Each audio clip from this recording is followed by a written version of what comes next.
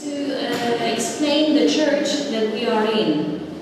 This is the new part of the shrine, the new church. We call it the Basilica. It was consecrated by St John Paul II in August 2002. Today we have the feast day of St John Paul II. He visited this shrine twice, and once was during the consecration, dedication of this church. And when he was there, in order to consecrate this basilica, he also entrusted the whole world to divine mercy. This prayer you can read in English outside the chapel, just at the other side of this chapel. There is translation of this prayer in several languages, so after your Holy Mass you can go and pray these words of John Paul II. Then I would like to invite you to the convent chapel after your Holy Mass. Please visit our old convent chapel, because this is the chapel that remembers Sister Faustina. Sister Faustina spent many hours praying in this chapel, having visions. In the chapel, there is the miraculous image of the merciful Jesus, and also the tomb of Sister Faustina. Below the image there is a small white coffin with the mortal remains of Sister Faustina. And I would like to tell you that Sister Faustina is waiting for you in the chapel. Okay, do you believe me? That's yes. Okay, but let me tell you why I say these words, why I am saying these words, that Sister Faustina is waiting for you in the chapel. In April 2004 in Italy, a man called Luciano had a stroke, and his right side was paralyzed after this stroke. He went to the hospital, but the doctors were really helpless about his health. And one night, when he was in this hospital, he saw a sister whom he didn't know at all, a religious sister. And this sister came close to him, and he started to feel a little bit afraid, some fear. But this sister said, "Don't be afraid, I've come here to you in order to cure you." And she touched his chest with her hand here, with her fingers here, and Luciano felt great warmth and pain. And the sister said, "Okay, you will be cured, but you have to promise me that you will visit me after this." And Luciano replied, "But I don't know you. I don't know who you are. I don't know where you live. I don't know where to go." And then the sister stretched out her hand, and on her hand Luciano saw a small church. And the sister said, pointing at this church, "This is my home. Day and night I am waiting there for you." And then Luciano describes what he saw in front of this image, what was in front of this small church. And his description, when you read this, is exactly of what you will see standing before the convent chapel, standing in front of the convent chapel. Of course, this sister was Sister Faustina. Yes, Sister Faustina, but Luciano hadn't known Sister Faustina. He hadn't heard about her.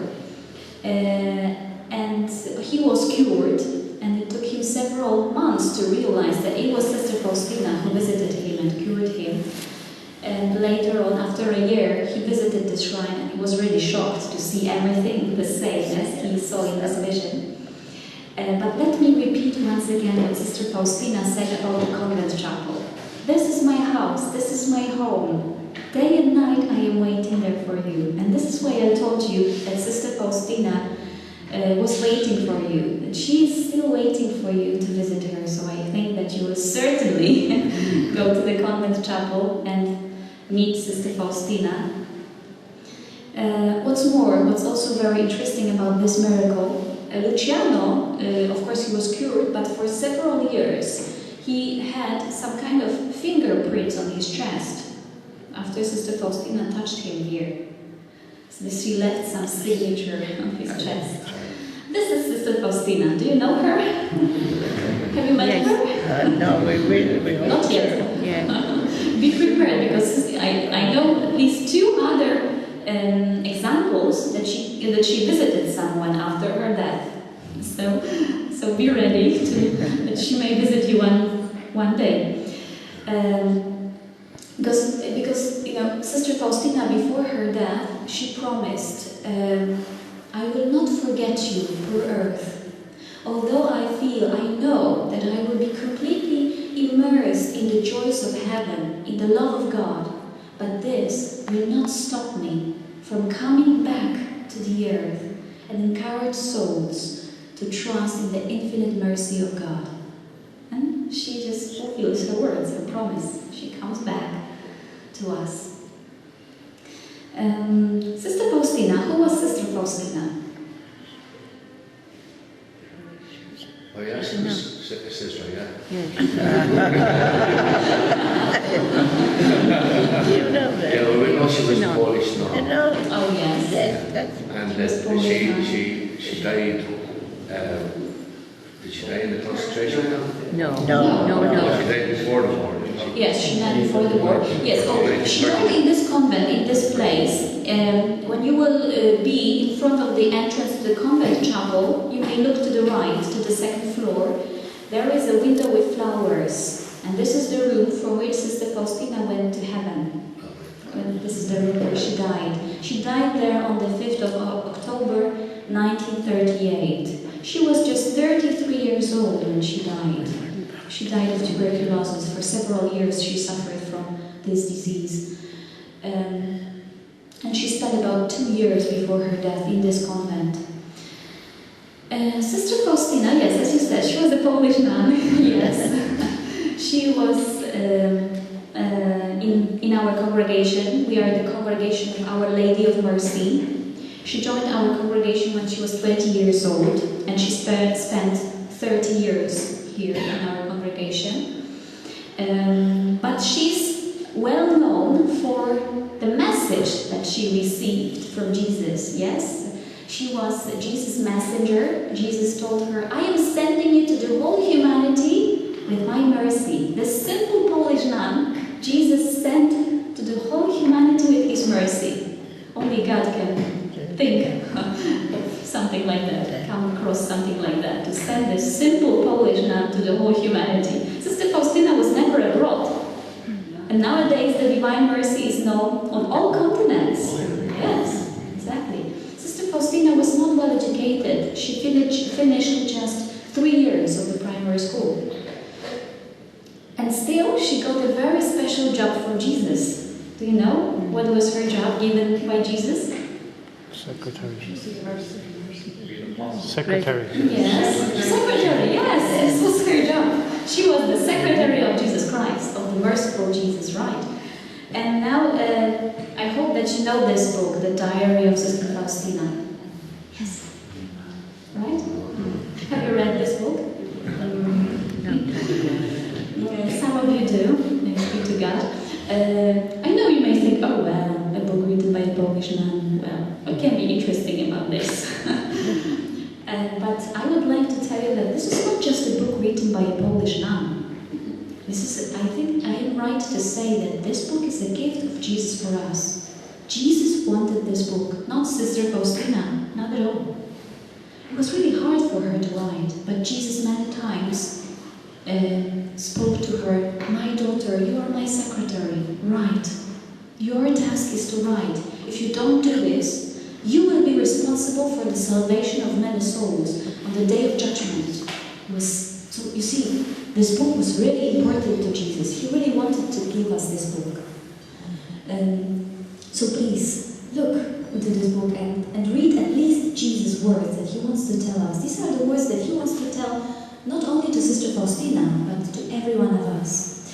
This book is available on our website, faustina.pl. Spelled as Polish word of Faustina, faustina.pl. The diary can be read on this website in many languages. And there is also online transmission, 24-hour transmission from our convent chapel on this website. So you can, after coming back to Ireland, you can visit us at least through the internet. Yes. Sister Faustina, as I told you, she saw Jesus many times, but I would like to stress that she's not a saint because she had visions.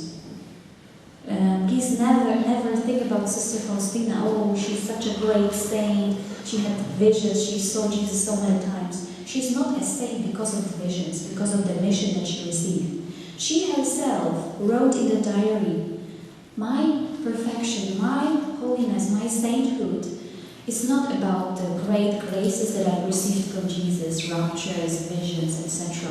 No, my perfection consists in the closest union of my will with the will of God. She is a saint because she fulfilled God's will in a perfect way.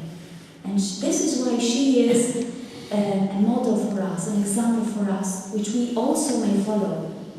Because every one of you is called to be a saint, to fulfill God's will, the will of God that He prepared for you. A dream for your life that is in the heart of God. Yes, so I first of all I would like to encourage you for this.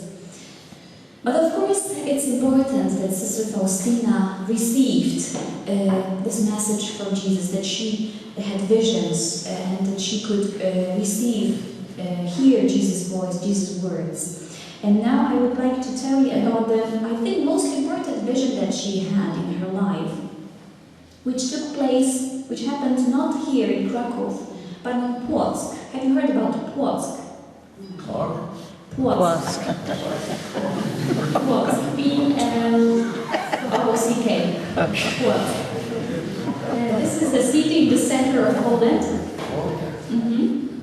And Sister Faustina worked in Płock, in our convent, in the baker's shop. And on the 22nd of February 1931, she had a special guest. Who was it? Jesus. Yes. Jesus came to her. He looked more or less like that. And he said, paint an image according to the pattern you see, with the signature, Jesus, I trust in you. I desire that this image be venerated, first in your chapel, and then throughout the world. By means of this image, I shall be granted many graces. And now, I don't want to spend too much time on describing the history of this image, which is really complicated. But I would rather tell you about the meaning of this image. May I? Yes? About some elements of this image, because Jesus wants to tell us something about His love that is called mercy through this image. So first of all, when you look at this image, when we meet someone, what we do, I think, is look into this person's eyes. Yes? Yeah. So, first of all, when you look at this image, you probably look into Jesus' eyes. What do you feel? Happiness. You know, the first moment, when I came to this shrine, to the old convent chapel, and I saw Jesus in this image. There was a big one, very beautiful. I just started to cry. It was such an experience. Yes, this is true. Jesus said that His gaze from this cross is like His gaze. He said that His gaze from this image is like His gaze from the cross. So, what does it mean? Jesus' gaze from the cross? Yes, we should. When we look into Jesus' eyes in this image, we experience this love that Jesus shows, redeeming every one of us on the cross. This is this love of the heart of Jesus, which was the strongest when Jesus offered Himself on the cross. And this is why this gaze, Jesus' gaze, is so powerful, so strong in this image. And Pope Francis also said that in his eyes, every one of us sees how precious we are. Every one of us experiences how our value, our dignity, when we look into Jesus' eyes. Then, please look down, look at Jesus' right hand. His right hand is raised in order to bless us, not to punish us, but in order to bless us, in a gesture of blessing. And we know that in the Bible, blessing means happiness.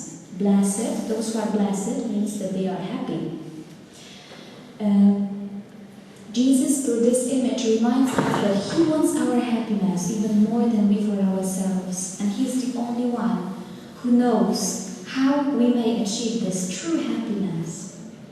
What is true happiness? Contentment. Okay, let me just tell you what happened in Sister Faustina's life. One day, Jesus, very beautiful, in great majesty, came to her and He said, "My daughter, I will this instant create for you a new world, million times more beautiful than the one that you live in. And you will spend the rest of your life in this world if you wish." Nice proposal, yeah? But let me tell you what Sister Faustina replied to such a proposal of Jesus. She probably looked with great surprise at Jesus and she said, "Jesus, I do not need any new worlds. Why are you proposing this to me? All I need is you. Give me the grace to love you more and more. Give me the grace to love you as you love me. This is enough for me. This is the source of happiness. To be in a relationship of love with God." Sister Faustina wrote in the diary, "I have discovered a fountain of happiness." A fountain of happiness. A fountain is something that is always flowing, yes? It's like a source, yeah? And she discovered a fountain of happiness in her heart, in her soul. And this is God. God living in your heart is the source of happiness for you. You have to discover this place in your heart where God dwells all the time. This is the source of happiness that no one will ever be able to take away from you. I'm so grateful to Sister Faustina for this book. I'm so grateful to God for the day when I got this book, because I think that Sister Faustina was the one who really taught me to enter such a relationship with God, with Jesus. And then this is a complete changing your life. Your life looks completely different when you have someone by your side or even inside you who loves you so much and is always with you, always ready to listen to you, to help you, to speak to you. Yes, God speaks to you as well, not only to Sister Faustina. He speaks, maybe not that you can hear His voice, but He speaks through other people. Maybe in the church through your father. He speaks through your wife, through your husband. He speaks through many different events in your life. You have to open the eyes of your heart and notice in which way God speaks to you. Maybe try today. Ask Him a question, something that you don't understand. Ask Him, maybe in front of this image. And He will answer. Maybe not today, maybe not tomorrow, but maybe after a week, after a month, He will respond to your question. This is our Lord. This is His mercy, that He descends down, He bends down towards us, because we cannot raise ourselves to Him. No, we cannot. The greatest mercy of God is, what is the greatest mercy of God? That He loves us, that He doesn't need us, but He desires us. He wants to dwell amongst us. He invites us to such a close union with Him, such a communion with Him, with the Holy Trinity. We are invited to live a divine life with the whole Trinity. This is the greatest miracle of mercy. Such a sinner as I am, is invited to such a relationship with God. This is His mercy. Okay, and now Look at Jesus' left hand. His left hand is touching his chest. In the gesture of what? Of, we say, embracing us. But Jesus also is pointing to something, yes? He wants to, yes, to his heart, but the heart is not visible in this image because Jesus is disclosing something else. Because something else is more important in this image. These two rays, the red ray and pale ray. This is, we may say, the source of mercy, the fountain of mercy. We know that these two rays signify blood and water, yes? The blood and water that gushed forth from the heart of Jesus on the cross. And do you know what blood and water signify? Head. Holy sacraments. Holy sacraments, especially the sacrament of baptism, sacrament of reconciliation, confession, and the sacrament of the Holy Eucharist. This is the source of mercy. If you want to experience God's mercy, you have to draw from here. This is the source of mercy, Holy Sacraments. You experience God's mercy in the Holy Sacraments in the deepest, strongest way. Jesus said to Sister Faustina, tell souls where they are to look for solace. That is, in the tribunal of my mercy. What is the tribunal of God's mercy? Sacrament of penance. Sacrament of confession. This is, he said, here the greatest miracles take place. The greatest miracles are not that Luciano was cured. No, that someone was cured from cancer. This is not the greatest miracle, even if someone was raised from the dead. The greatest miracle of the divine mercy is when you go to confession. When you go to confession. This is the greatest miracle of God's mercy. God pours His mercy, His fountain of mercy upon you, and puts His balm of His mercy on your heart. This is the greatest mercy of God where we experience. Holy Eucharist, what a great gift of the divine mercy. Do you draw from this great gift of the divine mercy that the Holy Eucharist is? Jesus is waiting for you every day in the Holy Eucharist. Sister Faustina had a great love to Jesus present in the Holy Communion. She said, everything that is good in me is thanks to the Holy Communion. I fear the day, I fear one day when I do not receive Holy Communion. She couldn't imagine one day not uniting with Jesus in the Holy Communion. How often do you unite with Jesus in the Holy Communion? Do you really do everything to draw from this source of mercy, source of God's love? You know, Sister Faustina was really aware. She had a great awareness of what happens when we receive Jesus in the Holy Communion. One day, there was a sister who didn't like her. She saw Sister Faustina one day, and she said, in a very greasy way, "Oh, look, what a princess!"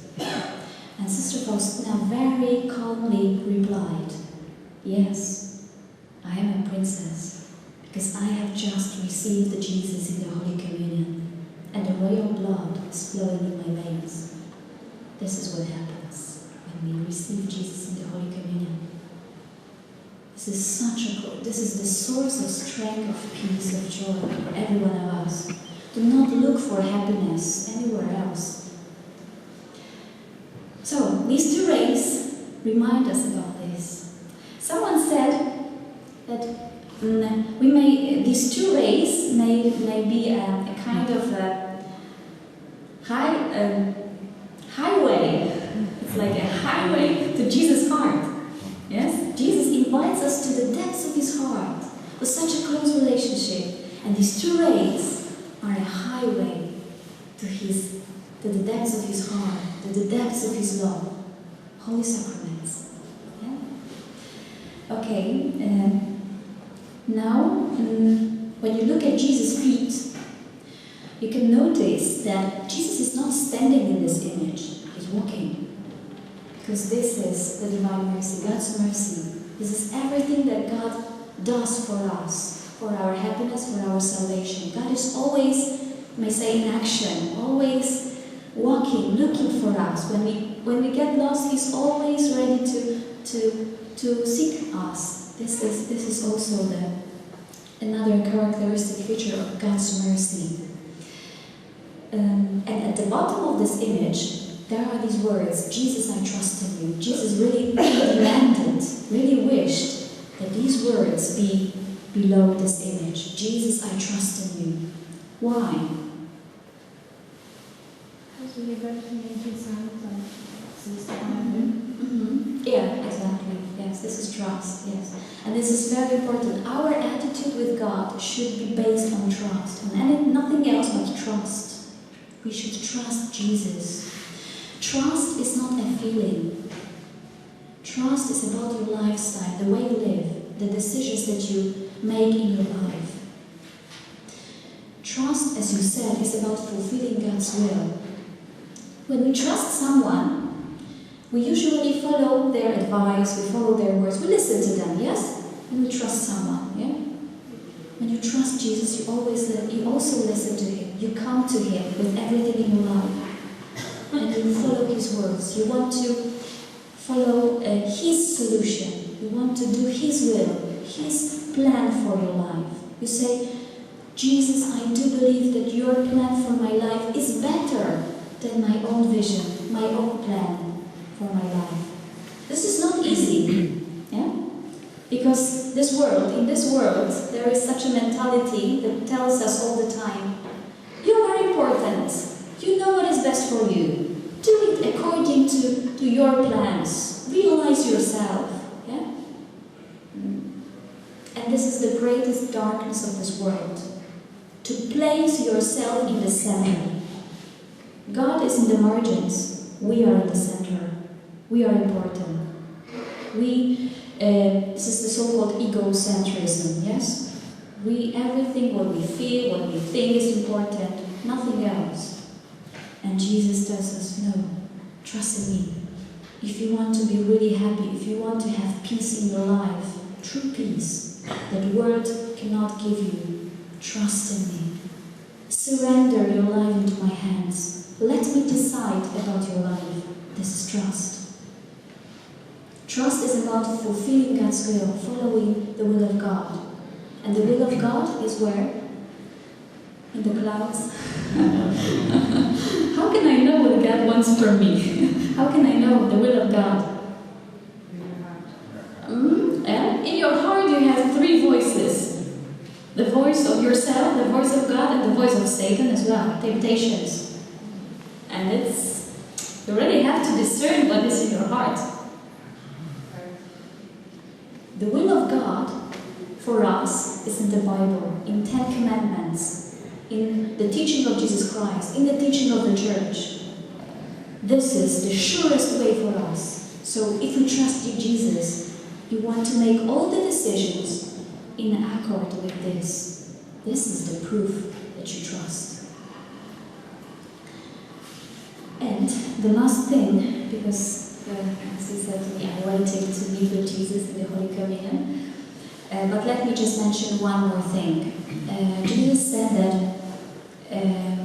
it is also important that we develop the attitude of mercy in ourselves. He said, every soul should reflect my mercy.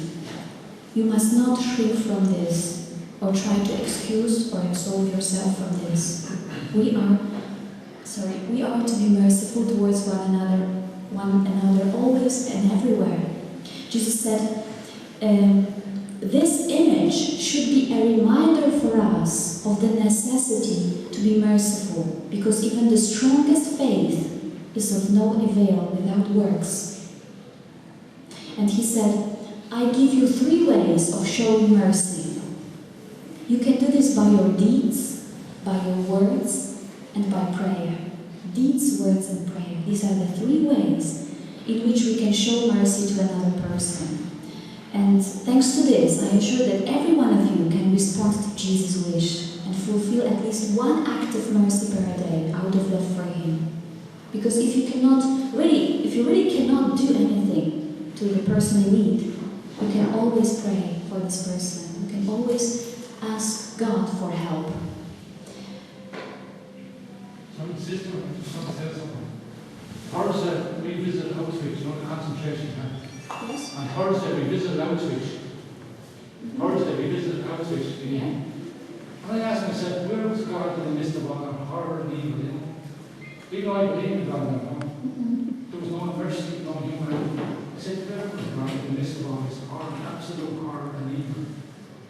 Well, it's very hard to answer this, but you know, this is what happened during the Second World War. Is the result of sin.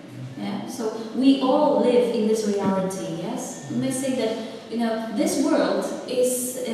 You may say it is in the Bible. Maybe I can't quote it. In English, but something that this is the kingdom of the evil spirit. Yes. There is something in the gospel. Yes. So Jesus never promised that when we trust Him, our life will be easy, will be without problems. What He promised is that He is with us. He is with us in all of these experiences. The devotion to divine mercy, especially in Poland during this period, there was a great boom, a great spread of this devotion to divine mercy during the Second World War, because this was a refuge for people to refer to God's mercy in those difficult moments. And, well, we don't know what will be in the future, what will happen in a month, of course, but this does not cross the truth that God is good, that God is merciful. But because we are living in a sinful world, that's it, yes, and we all experience suffering. We all have wounds on our hearts, and the wounds on our hearts come from the sins. Our sins and the sins of others. And we all need to accept this suffering somehow. With Jesus, of course. I'm sorry, maybe I just cannot explain this. There's no easy answer to that. Yeah. We may all, I think that every one of us experience also some kind of rebel when we experience something difficult in our life, yes? So, I have problems with this. When some suffering just happens in my life, when I experience this, I really have problems with trusting in the goodness of God. But you know what Sister Faustina learned in her life? In these difficult moments, she kept repeating, Jesus is good. And even if the ground was to take away under my feet, to move away under my feet, I will not cease to trust in His goodness. Sometimes we need to repeat these words. This is the only solution. Okay, thank you anyway for this question. That I could also share with you that whenever we experience suffering, this is really difficult to trust in the goodness of God. But I do believe that He is good, whatever happens in our life.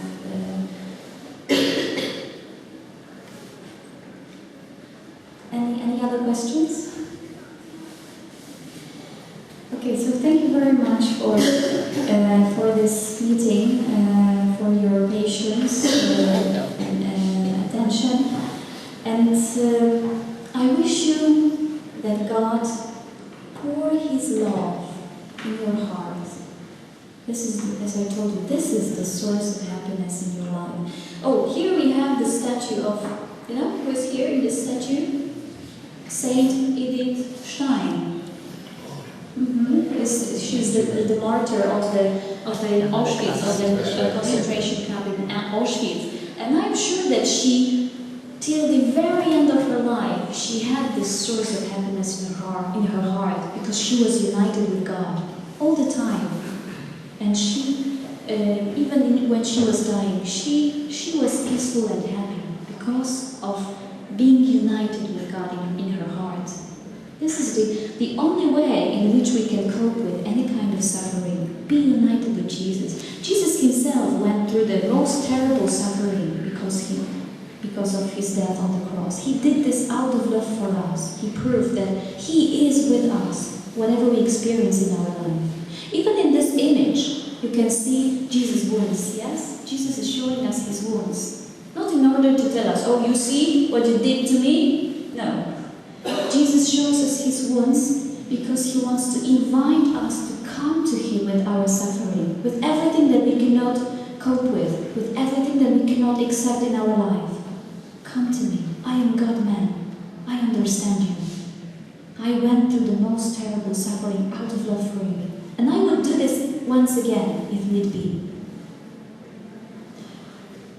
Okay, thank you very much, and Thank God you. bless you for the rest of your journey.